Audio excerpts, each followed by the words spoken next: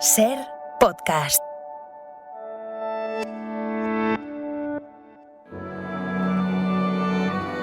Bienvenidos a Sucedió una noche, un programa dedicado al mejor cine de todos los tiempos. I wanna hide from the sun, I wanna live in the dark, I wanna go to the movies. Nobody's waiting outside, but I feel alright, 'cause I'm here on my own. I can kiss Marion and Jane, I can sing in the rain, I can be Superman. I'll never come out again. Las estrellas míticas, los grandes directores, las películas inolvidables. Dirige y presenta Antonio Martínez. Muy buenas y bienvenidos a Sucedió una noche. Seguro que todos ya lo sabéis. Dentro de pocos días, en concreto el miércoles 28 de junio, Indiana Jones vuelve a las pantallas españolas. Oiga, para ser un viejo no pelea mal. Hombre, gracias. ¿Qué tiene, 80? Eso es, 80 años tiene nada menos el bueno de Harrison Ford, pero aún así le veremos de nuevo en la piel de uno de los personajes más míticos que ha conocido el cine. ¿Sabes? Compartir tus aventuras es una experiencia interesante. De la nueva película titulada Indiana Jones y el Dial del Destino ya nos darán cumplida cuenta nuestros compañeros del Cine Láser. Nosotros en este especial vamos a refrescar todo lo que sabemos sobre el personaje hasta ahora, recordando cómo nació, sus características principales y todo lo que rodea al mundo de Indiana Jones, atendiendo a sus 4 películas anteriores. ¿Y tú qué has encontrado? Fortuna y gloria, hijo. Fortuna y gloria. Pues allá vamos, en busca de fortuna y gloria. Que comience este especial dedicado a Indiana Jones. I wanna hide from the sun, I wanna live in the dark, and I'll never come back. El espectáculo está a punto de comenzar, pero no se alarmen ustedes, no les cobraremos la entrada.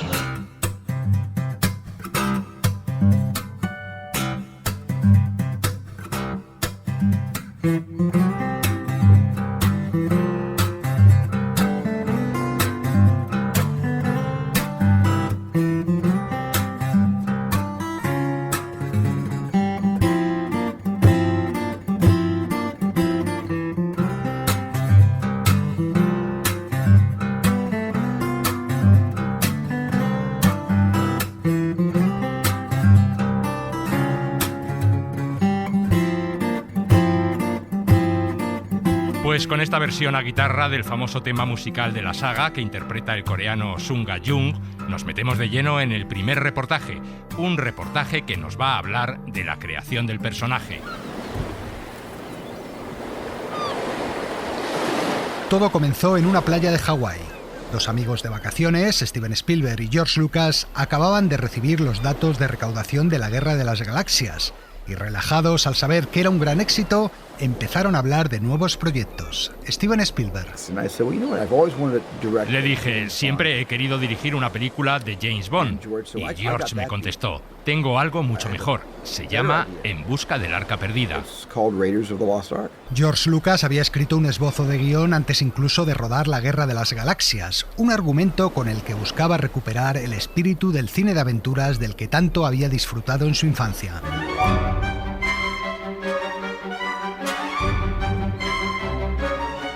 Otro amigo de los dos, el director Philip Kaufman, había trabajado con Lucas en el relato y suya había sido la idea del objeto de la misión. El Arca de la Alianza. Esa misión es como un sueño. Representa el anhelo máximo de cualquier arqueólogo. También había que buscarle un buen nombre al héroe protagonista, George Lucas. El apellido del personaje era Smith, pero cuando le conté el proyecto a Spielberg me dijo, es lo único que no me gusta, el nombre. A Spielberg no le gustaba porque le recordaba a un personaje de Steve McQueen, Nevada Smith, así que sugirió una alternativa. ¡Jones! En cuanto al nombre, Indiana le quedaba perfecto. Indiana era mi perro, bauticé al personaje con el nombre de mi perro. Lawrence Kasdan, que ya había trabajado con Lucas en El Imperio Contraataca, se encargó de escribir el guión con las ideas que fueron aportando Steven y George. George tenía muchas ideas que quería introducir en la película, Steven otro tanto, y así, entre los tres, fuimos creando la historia, incluyendo todas esas ideas. Lo siguiente fue buscar al actor protagonista. A Spielberg le gustaba Harrison Ford, pero Lucas ya había rodado 2 películas con él y estaba a punto de rodar la tercera, y le dijo a su amigo que no quería acabar asociado a un actor como Scorsese y De Niro. Así que eligieron a Tom Selleck. Este es el sonido de la prueba que el actor hizo durante el casting. Look, I did what I did. I don't expect you to be happy about it, but maybe it can do us both some good. El problema era que Selleck acababa de firmar un contrato para hacer la serie de televisión Magnum, y a última hora ese compromiso le impidió aceptar el papel. Así que, pocas semanas antes de empezar el rodaje, volvieron a la opción de Harrison Ford. George me llamó y me dijo que me había organizado una cita con Steven Spielberg, al que yo no conocía. Entonces me mandó el guión, lo leí y me entusiasmó. Así que fui a ver a Steven a su casa. Tuvimos una charla muy interesante y acabé firmando un contrato para hacer 3 películas de Indiana Jones.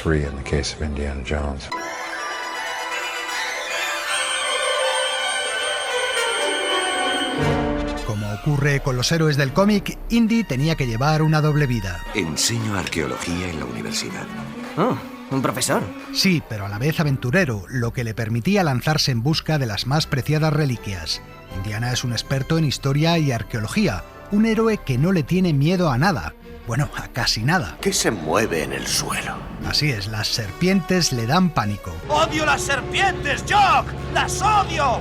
Vamos, no seas tan cobardica, hombre. Un hecho que quedaría explicado al comienzo de la tercera película. Ah, y una curiosidad, en la vida real a Harrison Ford también le dan bastante miedo las serpientes.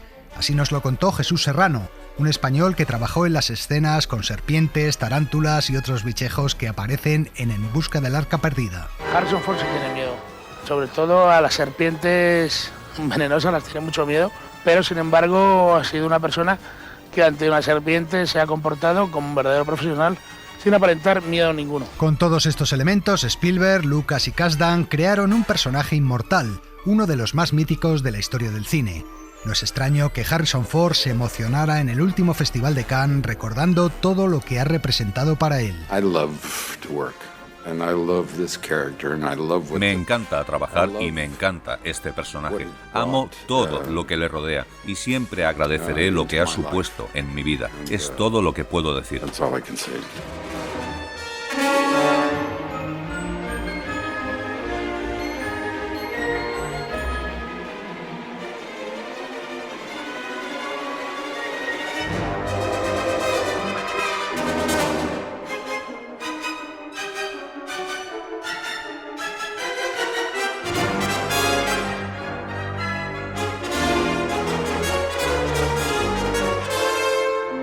Y una vez creado el personaje había que darle su aspecto característico, una imagen que se adaptara a lo que representa el héroe y que resultara inolvidable para el espectador.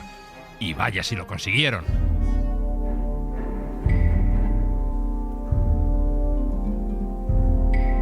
Steven Spielberg. Creo que aparte de Tiburón y E.T. es la única película que he hecho en la que tan solo con mostrar la silueta del protagonista en la pantalla, el público es capaz de reconocerlo de forma inmediata. Contaba también el director que el diseño del aspecto del personaje comenzó antes incluso de escribir el guión. Su indumentaria estaba inspirada en las ilustraciones de las novelas de aventuras de los años 30 y 40 del siglo XX y en algunas viejas películas que Spielberg y Lucas adoraban. La ropa de Indiana Jones, básicamente la cazadora de cuero, el sombrero y el látigo, venía de las ilustraciones originales que se inspiraban en series de finales de los años 30. Vamos a abrir el armario de Indiana Jones para ver los elementos más importantes de su imagen. Y en el estante de arriba nos encontramos con el sombrero estilo fedora, similar al que llevaba este personaje. ¡Mira por todas partes! ¿Qué otra cosa puede ser? Solo el oro brilla y centellea así. Es Humphrey Bogart en El tesoro de Sierra Madre. Indy nunca se quita el sombrero. De hecho, durante los rodajes, Harrison Ford se lo pegaba a la cabeza con cinta adhesiva por las dos caras. Si el sombrero se cae, tiene que ser por una buena razón. En otras palabras, debe estar relacionado con un gag o con un recurso narrativo importante, porque el sombrero de Indy nunca se cae.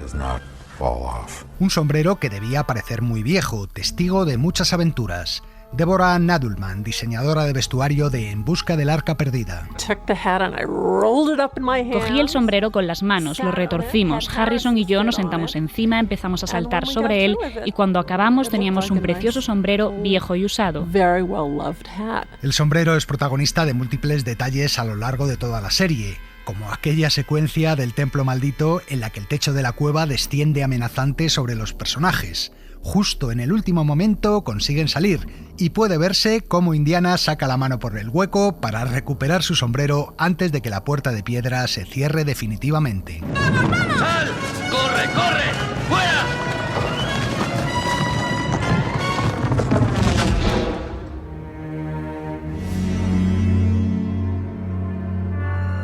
Colgado de las perchas del armario nos encontramos su vestuario, en el que destaca más que ninguna otra prenda la cazadora de cuero, la cual también hubo que envejecer convenientemente. El vestuario tenía que ajustarse perfectamente al personaje, tenía que parecer como si hubiera dormido con él, como si lo hubiese llevado cada día de su vida. Pero la verdad es que era una cazadora nueva. La noche previa a rodar la primera escena, Harrison Ford me prestó su navaja multiusos y con ella y un cepillo de acero hice envejecer la cazadora. La chupa de cuero tiene también un referente cinematográfico, este personaje. Bienvenidos a Cuzco, la ciudad de la luz.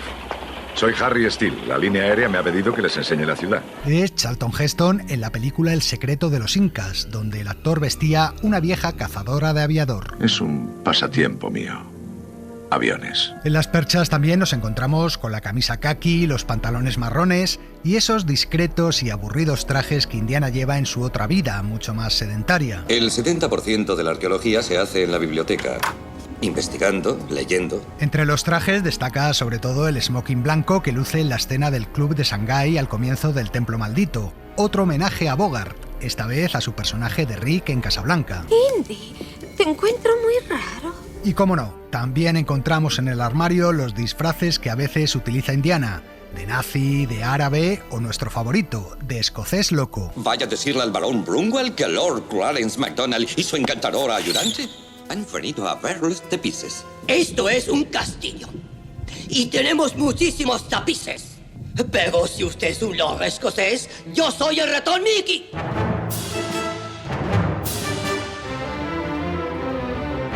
Los cajones de abajo del armario guardan los complementos, el revólver del 38, la cartuchera, el macutillo y, por supuesto, el látigo. ¿Qué te has creído que eres, un domador de leones? Precisamente ese es su origen, lo descubrimos en el prólogo de la tercera película, en la que el malogrado River Phoenix daba vida al joven Indiana Jones y nos mostraba el origen de algunas de las circunstancias que acompañan al personaje.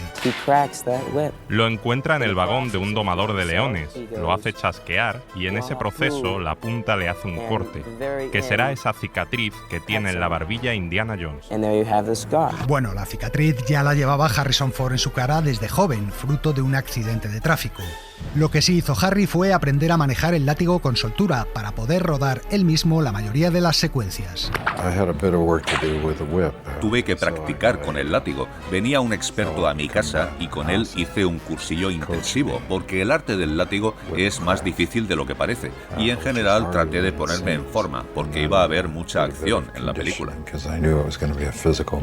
Indiana Jones utiliza el látigo para desarmar a sus enemigos, para salvar obstáculos o incluso para montarse una tirolina, como hacía en la última cruzada. No temas, es coser y cantar. Enseguida vuelvo. Lo del látigo es también un capricho nostálgico que remite a otro de los héroes favoritos de Spielberg. ¿Adivináis cuál? El siempre polémico zorro. No, el legendario zorro. Sombrero, cazadora y látigo dan forma a esa imagen tan reconocible de la que hablaba Spielberg. Es una pieza muy importante, debería estar en un museo. Pues sí, lo están. Los originales de la primera película se exhiben en el Museo Smithsonian de Washington, junto al avión de Lindbergh o la guerrera del general Custer. Al fin y al cabo, esas prendas son también parte de la historia americana. Pero hay un elemento más que es intangible, pero que arropa al héroe más que cualquier abrigo. Y es el tema musical de Indiana Jones, Steven Spielberg. Él realmente escribió dos temas principales. Uno era...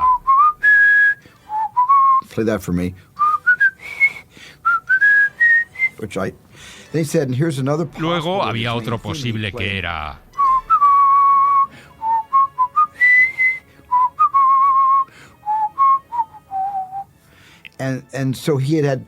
Así que había dos para elegir y pensé, ¿por qué no usar los dos juntos?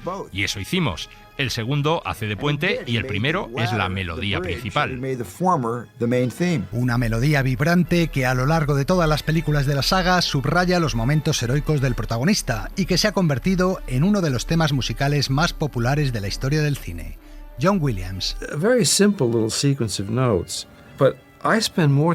Es una secuencia de notas muy simple, pero empleé mucho tiempo en esos fragmentos musicales para conseguir que fueran inevitables y que la gente al oírlos sintiera que siempre habían estado ahí. Hice no sé cuántas variaciones con ese tema de 6 notas.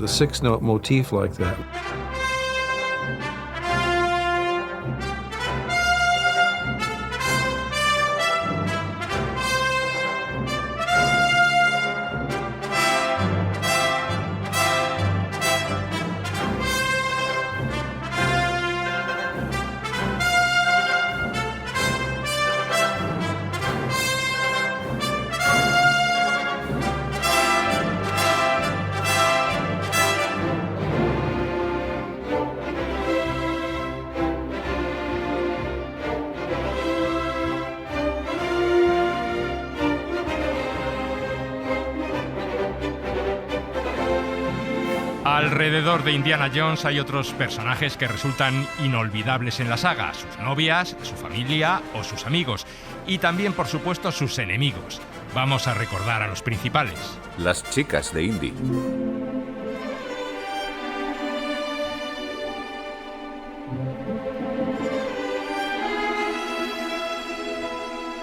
Ser pareja de Indiana Jones no es tarea fácil.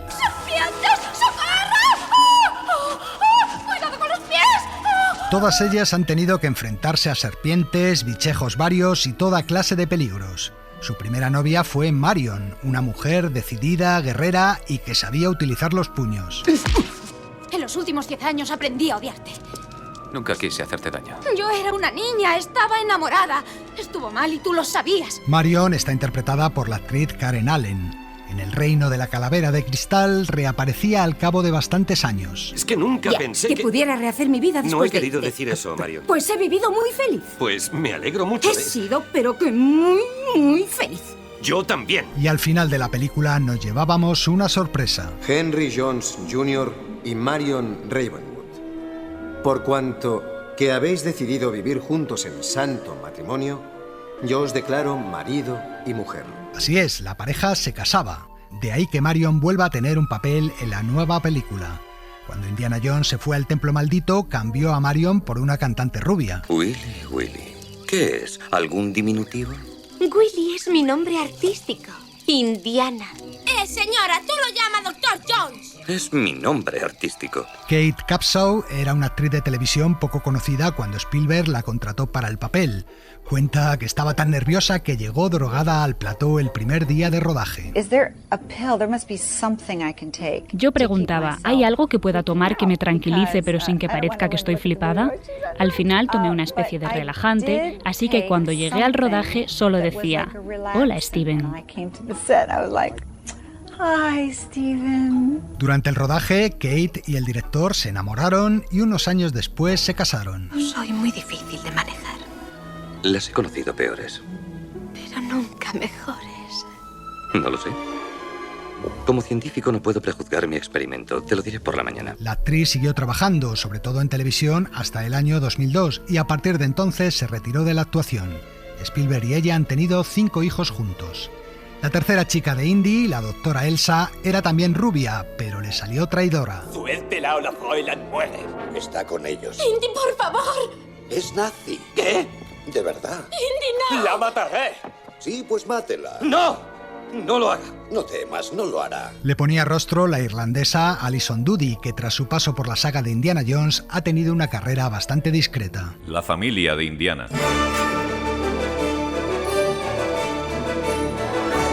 Uno de sus incondicionales fue Marcus Brody, el decano de su facultad. Hay que encontrar a Marcus antes que los nazis. Dijiste que llevaba 2 días de ventaja, que desaparecería. ¿Y te lo creíste? Me lo inventé. Ya conoces a Marcus. Una vez hasta se perdió en su propio museo. El actor que interpretaba a Marcus era el británico Denholm Elliott y a lo largo de la saga pasó por diferentes fases. Yo representaba la figura del padre en su primera película, pero cuando reaparece su verdadero padre, mi papel cambia. Spielberg lo convierte en un personaje mucho más patoso. Es muy divertido, pura comedia. Desgraciadamente, el actor murió en 1992. Otro amigo que ha acompañado a Indiana en 3 películas, si contamos la nueva, es Salah. Sabía que te contratarían los alemanes, Salah. Eres el mejor excavador de Egipto. Solo les presto servicios intrascendentes. El contratista embaucó a todos los excavadores del Cairo. A Salah le da vida el veterano actor británico John Rhys Davies, que también interpretó al enano Gimli en la trilogía del Señor de los Anillos. El actor recordaba una divertida anécdota que le pasó durante el rodaje de En busca del arca perdida. Nunca he estado tan enfermo en un rodaje. Tenía más de 40 de fiebre, estaba agonizando. Hay una escena que al final se eliminó en la que un soldado va a dispararme. Steven me dijo, ¿por qué no te agachas para que te mire a los ojos? Y cuando me agaché, ocurrió. Dejé la túnica hecha un asco. Me hice de vientre delante de 200 personas. También entre los amigos más fieles hay que mencionar, por supuesto, a Tapón. ¡Guau! ¡Santo cielo! ¡Mucho trompazo! Vamos, Tapón, pisa a fondo. ¡Mucho fondo, Dr. Jones! ¡Agarra fuerte! ¡Madre mía! ¡Si el conductor del coche es un niño! El actor de origen vietnamita Ke Huy Quan era quien le daba vida. Después le vimos haciendo de Data en Los Goonies, para luego casi perderle la pista. De hecho, abandonó el cine durante más de una década. Hasta que hace unos meses volvimos a recuperarle. And the Oscar goes to Ke Huy Quan. Ke Huy Quan ganó el Oscar este año al mejor actor de reparto por su papel en Todo a la vez y en todas partes. Por último, no podemos olvidar al desaparecido John Hurt, que ayudaba a Indy en El reino de la calavera de cristal, aunque la verdad es que se pasaba casi toda la película un tanto pirado. Ox, estás fingiendo, ¿verdad? A través de los ojos que con lágrimas vi. Oye, Ox, escúchame, amigo. Te llamas Harold Locksley, naciste en Leeds, Inglaterra. Tú y yo estudiamos juntos en la Universidad de Chicago y nunca fuiste así de interesante. Los enemigos de Indiana Jones.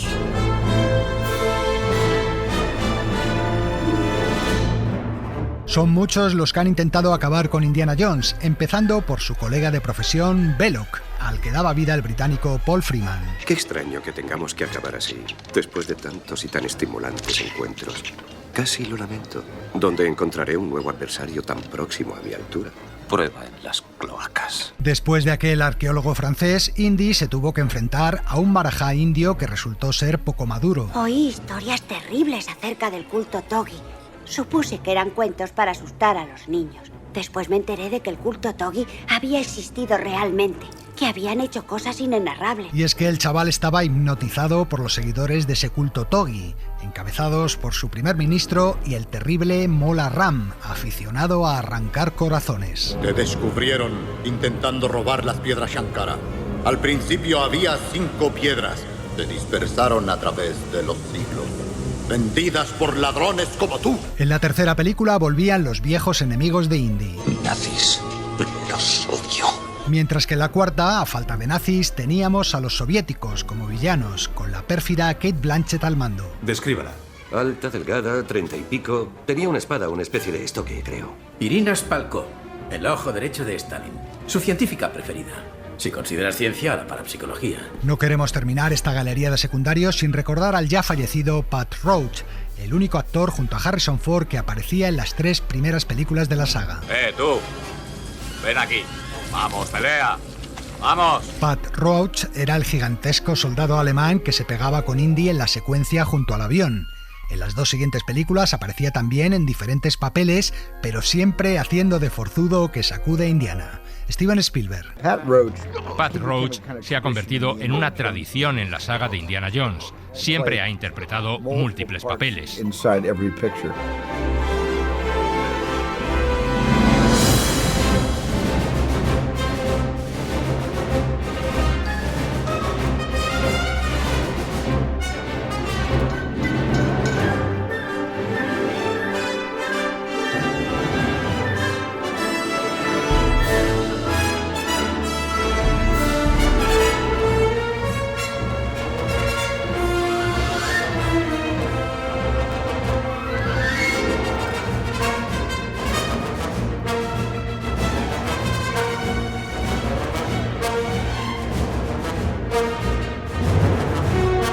Una de las características de las películas de Indiana Jones es lo viajeras que son sus aventuras. A lo largo de las 4 películas anteriores, y también pasa en esta última, el héroe recorre diferentes países buscando reliquias y luchando contra las injusticias.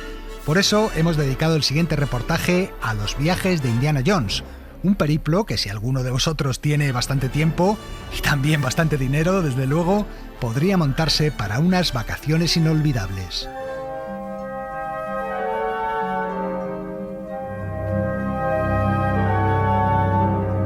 El viaje siguiendo la ruta de Indiana Jones comienza en Sudamérica, donde transcurrían las primeras escenas de En busca del arca perdida. En la película no se dice de qué país en concreto de América del Sur se trata. Sin embargo, gracias a este diálogo... Los ovitos están cerca.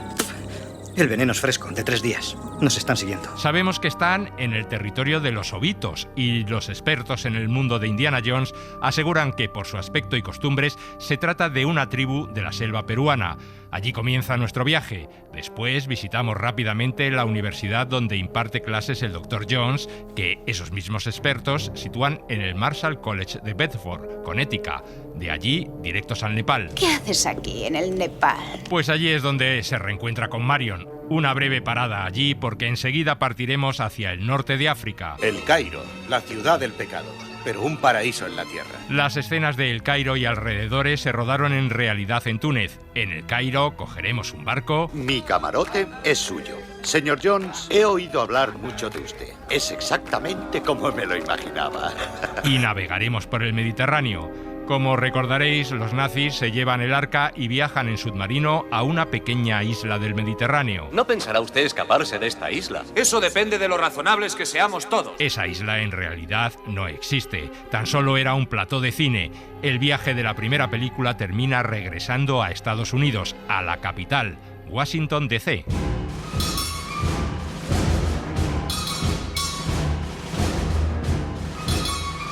Cambio de nuevo de continente porque el viaje que sigue la ruta de Indiana Jones y el Templo Maldito comienza en China, en Shanghai, donde Indy conoce a Willy. Le presento a Willy Scott, Indiana Jones, el famoso arqueólogo.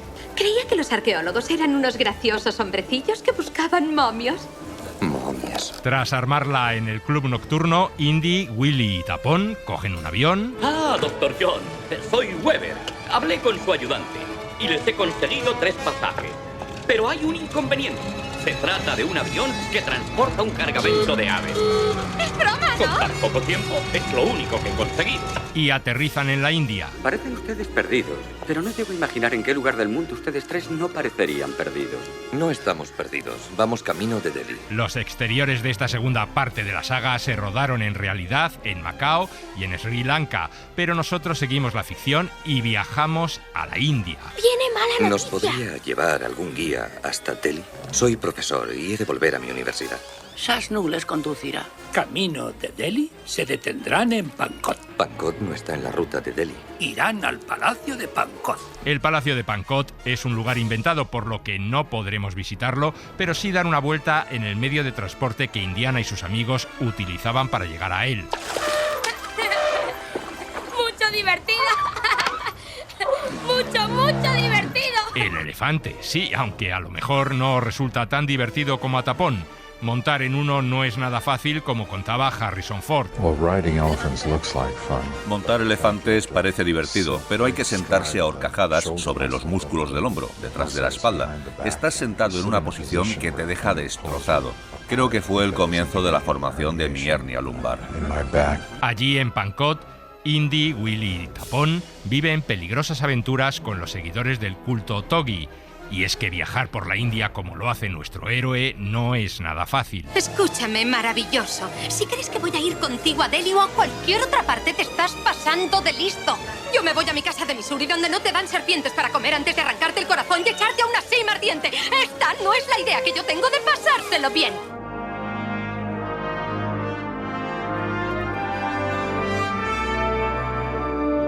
De las 4 primeras aventuras de Indiana Jones, la última cruzada es la más europea. Comienza con el héroe frente a la costa portuguesa intentando recuperar la Cruz de Coronado. Luego en su universidad, donde recibe la misión. Y después emprende un viaje que nos lleva a... Venecia. Pues sí, Venecia. Tras vivir una pequeña aventura con la doctora Elsa en las catacumbas, aparece en la Plaza de San Marcos. Tengo un apartamento en Venecia, está a su disposición. Muy bien, gracias. Un paseo por la ciudad de los canales y de allí nos vamos a Austria. Su padre está preso en el castillo de Brunwald, en la frontera entre Austria y Alemania. El castillo de Brunwald tampoco existe, es un lugar inventado. Una vez rescatado el padre de Indiana Jones, seguimos viaje hasta Berlín. ¿Con medio ejército alemán pisándonos los talones quieres que vaya a Berlín? ¿A la boca del lobo? Sí. Y de allí, cogiendo un dirigible, nos desplazamos hasta Turquía. Es el nombre de una ciudad. ¿Alejandreta? Alejandreta sí existe. Es una ciudad turca situada en la provincia de Hatay. Sin embargo, las escenas de esta parte de la película no se rodaron en Turquía, sino en España, en la provincia de Granada y en la de Almería. Por ejemplo, la escena en la que Sean Connery espanta a las gaviotas con su paraguas y consigue así derribar al avión que les ataca, se rodó en la playa de Monsul. De pronto recordé lo que dijo Carlomagno, que mis ejércitos sean las rocas y los árboles y los pájaros del cielo. Petra, en Jordania, es el final de nuestro viaje siguiendo la ruta de esta tercera película. El cañón de la media luna. Ese cañón conduce a la famosa y turística ciudad de los nabateos, donde Indy encuentra finalmente el Grial.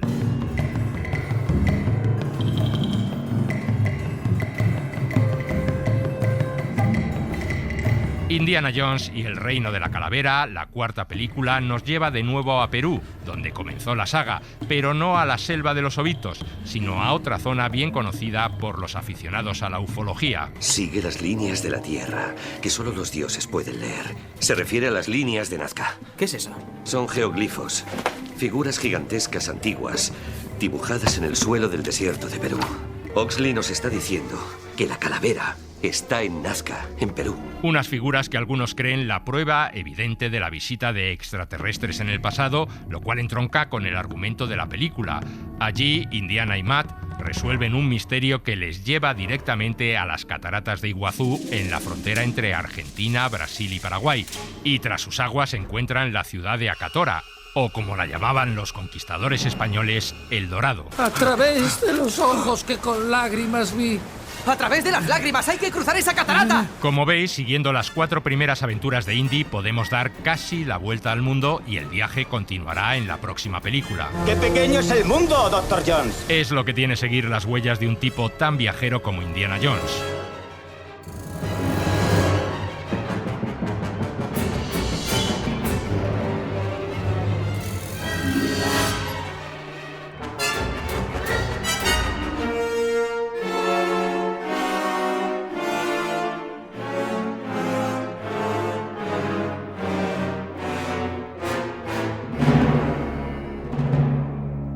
Y en este programa especial que estamos dedicando a Indiana Jones no podía faltar la opinión que de él tienen sus colegas, es decir, los arqueólogos.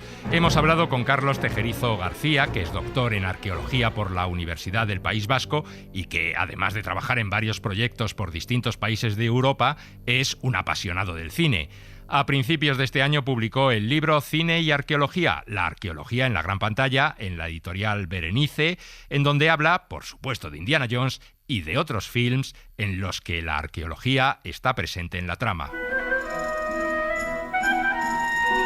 Si tuviéramos que analizar cómo ha sido reflejado la arqueología en el cine, tendría que decir entre muy mal y regular. Mi interés por la arqueología empezó como el suyo, cuando tuve edad para sujetar una paleta. La casa en la que crecí estaba sobre un convento cisterciense. Ayudé a mi padre a desenterrar el ábside. Yo lo que defiendo es que es parte del encanto también lo que se recoge en el cine de arqueología, que no es tanto una pretensión de veracidad, porque en general es bastante más aburrido, ¿no?, de lo que pueda parecer viendo las películas de Indiana Jones, y lo que teníamos es que aprovechar todo eso para, digamos, acercarnos al público y dar a conocer lo que hacemos. Doctor Jones, hemos oído hablar mucho de usted. ¿Ah, sí? Profesor de arqueología, experto en ocultismo. ¿Cómo se llama eso? ¿Conseguidor de antigüedades raras? Indiana Jones fue el mejor diplomático para la arqueología que hemos podido tener, y muchos compañeros y compañeras yo conozco que directamente se dedican a esta profesión gracias a Indiana Jones. Entonces recojamos eso y aprovechémoslo. ¿Doctor Jones? Sí. Sabía que era usted. Tiene los ojos de su padre. Y las orejas de mi madre. El resto es todo suyo. Es muy fácil empatizar, ¿no?, con el personaje de Indiana Jones. Del mismo modo que es muy fácil empatizar con personajes como James Bond, ¿no? Pues ese paradigma en el que uno se quiere reflejar. El cine de arqueología se caracteriza por tres cuestiones. La primera sería el elemento exótico, es decir, el deshacernos de la realidad cotidiana e ir a otros sitios. Normalmente tiene que ver con viajar a otros lados. ¿Acator?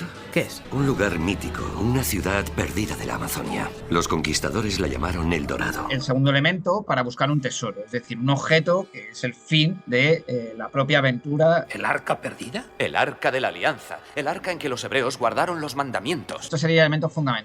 Y el tercer elemento sería el tiempo, que tiene que ver con algo que está relacionado con nuestro pasado, con cómo sociedad nos relacionamos con nuestro pasado. Decías que tu trabajo no era sobre el pasado ni el presente, que era para el futuro, para que las próximas generaciones sepan de dónde vienen, la línea que les une con sus antepasados. Las primeras películas que podemos detectar que tienen todos estos elementos pues datan ya de 1910, de esa década, ¿no? Otro elemento muy interesante de este inicio del cine de arqueología es que se vincula mucho a lo que se denomina, y yo utilizo en el libro, como egiptomanía, ¿no? Esta idea de lo exótico vinculado a Egipto, que es como el gran paradigma, ¿no?, de la aventura, de la búsqueda de tesoros. Como saben, señores, el objetivo principal de la expedición es demostrar mi teoría de que la figura momificada que llevaba el sello de los faraones cuando se descubrió no es la de Cato Bey, sino la de Prem, el esclavo que recibió el sello de manos del joven príncipe moribundo. Y curiosamente también en este contexto se dio el descubrimiento de la tumba de Tutankamón por Howard Carter, y todo esto confluyó para que el cine, para que Hollywood como industria entendiera que todo esto era interesante a la hora de presentar aventuras. Y esto es lo que a mí me parece relevante, ¿no?, a la hora de entender y de afrontar el cine de arqueología. Ya veo que no descansará usted hasta que abra el cofre. Adelante, tráigalo y lo abriremos. Antes de Indiana Jones hay una barbaridad de películas, pero si tuviera que destacar una solo, diría La momia, de Karl Freund. Muerte, castigo eterno para cualquiera que abra este cofre en el nombre de Amon-Ra, rey de los dioses. Santo cielo, Miller, qué terrible maldición. La momia de la original es interesantísima como película, porque es una película que afronta la arqueología desde el más puro cientificismo. Lo que se refleja es un afán por entender el pasado como tal, y esto es muy destacable. Nadie ha pasado por esta puerta desde que los sacerdotes de Macrópolis la sellaron. Hace 3700 años.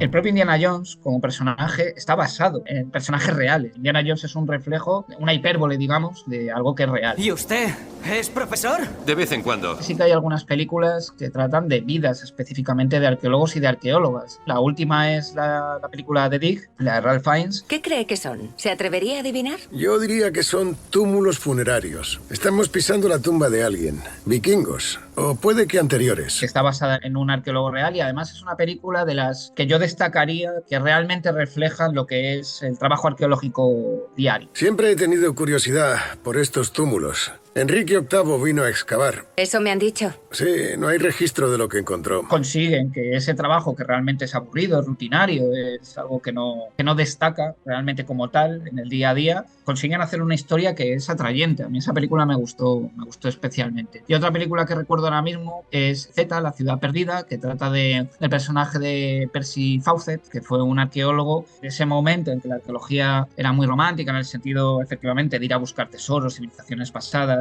cuando se estaban descubriendo todos estos nuevos culturas que no se conocían. Tengo descubrimientos arqueológicos, antigüedades tan sofisticadas como otras de Asia o Europa, en medio de la selva. Y esta película, protagonizada por Robert Pattinson, a mí también me gustó bastante. Me parece también una película bastante entretenida y que refleja bien lo que fue la arqueología en ese momento.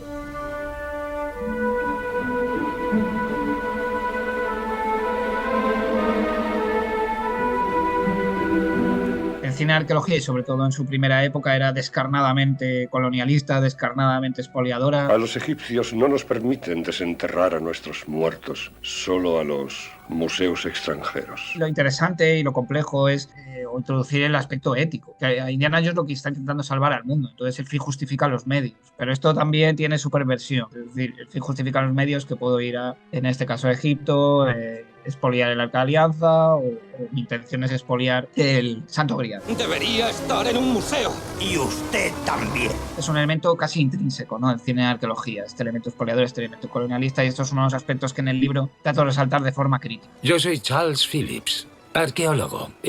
Vengo a decirle que esto es un hallazgo de interés nacional y que el Museo Británico se hará cargo de ello. Es que lo que hacemos realmente es muy interesante y realmente estamos a descubrir historias magníficas, y el problema es que somos muy malos comunicadores y es atrayente para el público como se demuestra porque existe este cine. El problema que yo tengo es que no tengo esa habilidad. Entonces lo que sí que me gustaría y lo que deberíamos hacer más desde la arqueología profesional es vincularnos con guionistas, con divulgadores que sepan de verdad recoger nuestras historias y hacerlas entretenidas para que la gente pues vaya a verlas al cine, aprenda y al mismo tiempo se entretenga, que este sería el objetivo final.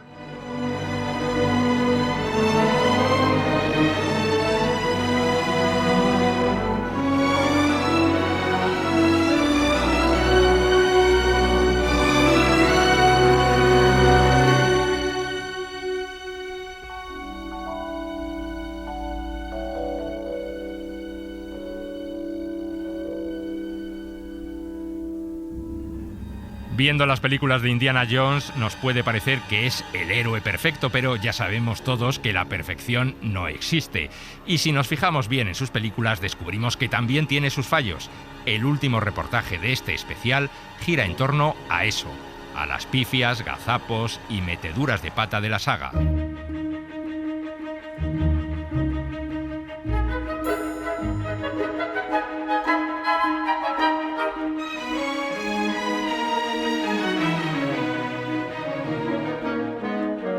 El gazapo más famoso de la serie ya no existe en la era digital. Era el que ocurría en el Pozo de las Serpientes de En busca del Arca Perdida. Nos lo contaba Jesús Serrano, el profesional español al que ya hemos escuchado antes, que se dedicaba a suministrar animales exóticos para las películas. Lo que hicimos, se ponía un cristal y la cobra estaba a un lado y Harrison Ford pues como que se caía al lado de él. Y se nota un poco un fallo de la serpiente porque choca un poco con el cristal, pero no pudimos repetir esa imagen. Sin embargo, este error fue arreglado digitalmente en la edición en DVD. Aunque eso sí, cabría preguntarle a Spielberg qué hacía una cobra de anteojos en Egipto, cuando estos animales son naturales de la India. Vale, puede que Spielberg flaquee un poco en zoología, pero vamos a ver qué tal anda en otras materias, y empezaremos por la favorita de Indiana Jones. Indiana, nosotros solo pasamos por la historia. Esto es historia. Pues de errores históricos hablamos. En Indiana Jones y la última cruzada, Indy debe volar en avión desde Estados Unidos a Europa para buscar a su padre. Llama a Donovan Marcus, dile que acepto ese billete para Venecia. Al principio de la película, un rótulo nos ha avisado de que estamos en 1938, es decir, un año antes de que se inaugurara el primer servicio de vuelo transatlántico. Bueno, un desliz de un año lo tiene cualquiera. Sin embargo, más adelante en la película y ya con su padre, Indiana va a un aeropuerto en Berlín. ¿Qué has conseguido? No sé, el primer vuelo que sale de Alemania. Y los dos se montan en un dirigible, a pesar de que históricamente los vuelos de pasajeros en Zeppelin cesaron en 1937, o sea, un año antes.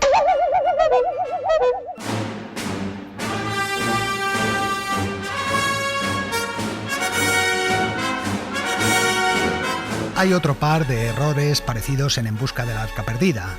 Esta vez la acción transcurre en 1936. Bienvenidos. En el viaje hacia el Nepal vemos que el avión sobrevuela el Golden Gate de San Francisco, puente que en realidad no se terminaría de construir hasta el año siguiente, 1937. También en esa misma escena se ve un mapa en el que leemos Tailandia, país que por entonces se llamaba Siam, y uno más sobre armamento. ¡Jones! Voy a volar el arca, René.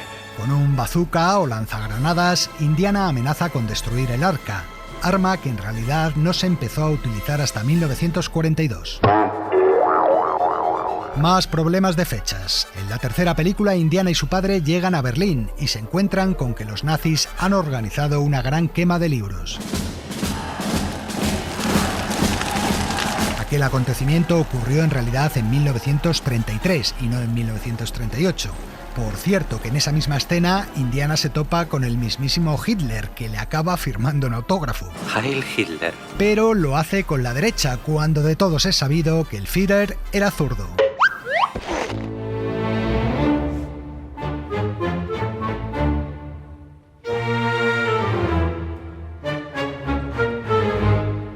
Vamos a ver cómo anda Spielberg en matemáticas. El gazapo lo encontramos en Busca del Arca Perdida y hace referencia a un bastón cuya altura, al pasar un rayo de sol por su parte superior, marcará en una maqueta el lugar exacto donde está enterrada el arca. ¿Qué me dices de la altura del bastón? ¿Belloc la dedujo de aquí? Sí, de estos signos. El sistema de medidas antiguo indica una altura de 6 kadam. 1,85 m. Espera, hay que restar un kadam en honor al dios hebreo a quien pertenece el arca.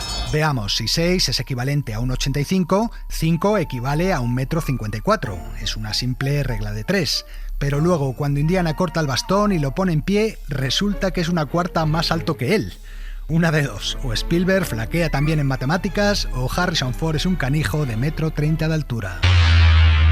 Examen de física. Película Indiana Jones y la última cruzada. Escena aquella en la que Indy y la chica entran en las catacumbas de Venecia. Petróleo. Debería abrir un pozo aquí y retirarme. El túnel está lleno de petróleo. De hecho, Indiana hace una antorcha mojando un trapo en él. Sin embargo, durante toda la secuencia, que dura varios minutos, vemos caer constantes gotas inflamadas al suelo cubierto de petróleo y no se produce un incendio. Un incendio que sí estallará cuando llega el malo y arroja una cerilla.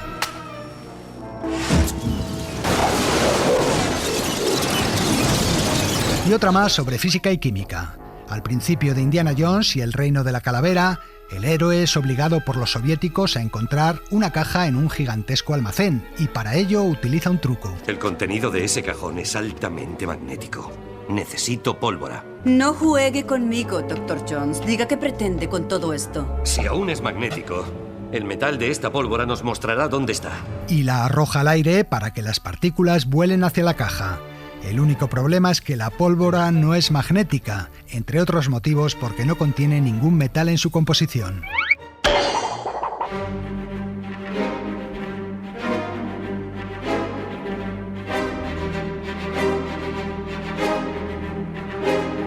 Para la prueba de idiomas tenemos una pifia sobre carteles en la tercera película. ¡Para!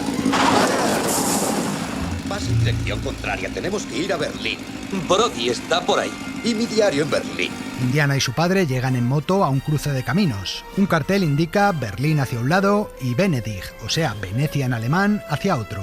Pero la siguiente vez que se ve el cartel, Venedig se ha transformado en Venice, es decir, Venecia en inglés. Flojo en historia, flojo en matemáticas, flojo en física e idiomas. Veamos entonces cómo anda el director en cultura política. En otra escena de Indiana Jones y la última cruzada, un cartel nos sitúa en un lugar llamado República de Atay, e inmediatamente se escucha esta conversación. Como ve, el grial está prácticamente en nuestras manos. Sin embargo, Alteza, jamás osaríamos cruzar vuestro territorio sin vuestro permiso, ni sacar el grial de vuestro país sin una compensación adecuada. República, Alteza... hay algo que no cuadra, ¿verdad? No es lo propio una república gobernada por un príncipe.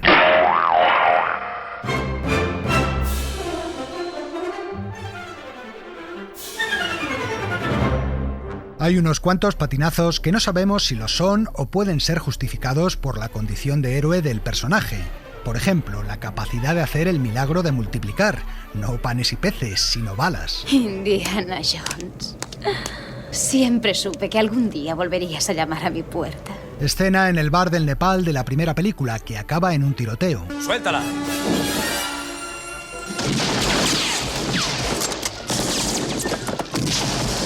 Indiana lleva un revólver del 38, es decir, de solo 6 balas, pero nosotros le hemos contabilizado más de 20 tiros sin recargar el arma. Su cuerpo también es inmune a las flechas. Lo podéis ver en aquella escena del templo maldito en la que Indy está colgado de los restos de un puente colgante. Una lluvia de flechas cae sobre él y si pasáis la escena a cámara lenta comprobaréis que varias rebotan en su espalda. ¿Y qué decir de su capacidad para respirar bajo el agua? En busca del arca perdida, los nazis suben a bordo del barco en el que huyen los protagonistas y se llevan a la chica, pero no pueden encontrar a Indiana. Tiene que estar en algún sitio. Ya lo he encontrado. ¿Dónde? Allí. Y entonces le vemos en pie en la cubierta de un submarino cuya escotilla ya ha sido cerrada. Acto seguido, el capitán alemán da la orden de sumergirse. ¡Tauchen! ¡Tauchen das U-Boot! ¡Tauchen das U-Boot! ¡Tauchen! Lo lógico es pensar que se ahogaría, pero no. En la siguiente escena el submarino llega a su destino e Indiana aparece por allí tan pancho, sin dar ninguna explicación de cómo ha hecho el viaje.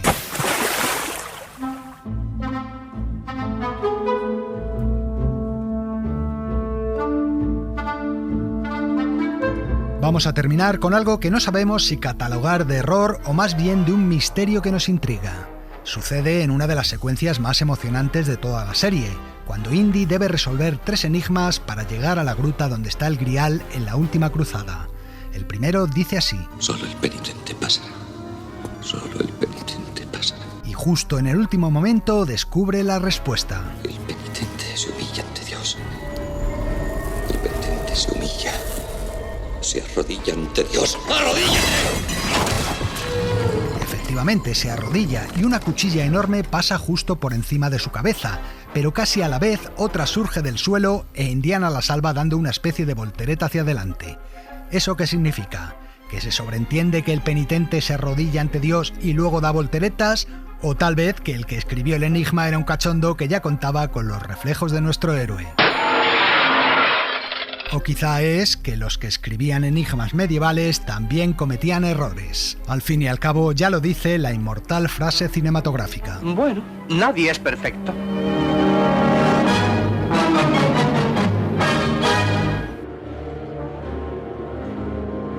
Pues termina aquí este especial de Sucedió una noche que hemos dedicado al personaje de Indiana Jones. La nueva película, Indiana Jones y el Dial del Destino, se estrena dentro de pocos días, el 28 de junio, y nuestros compañeros del programa El Cine en la SER ya nos darán buena cuenta de ella.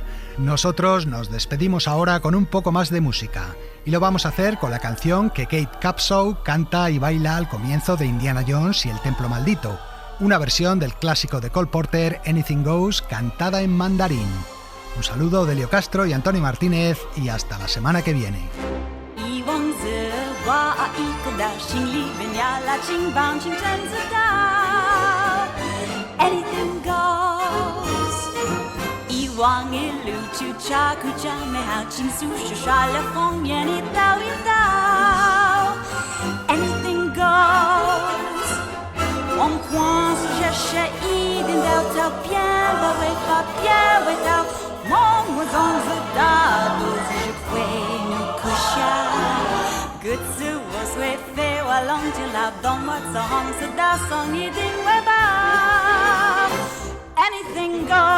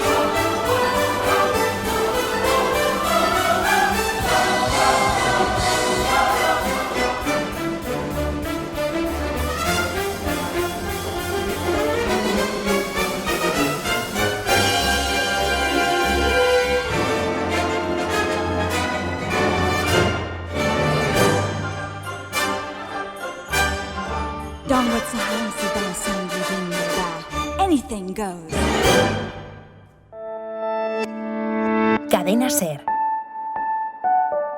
la radio.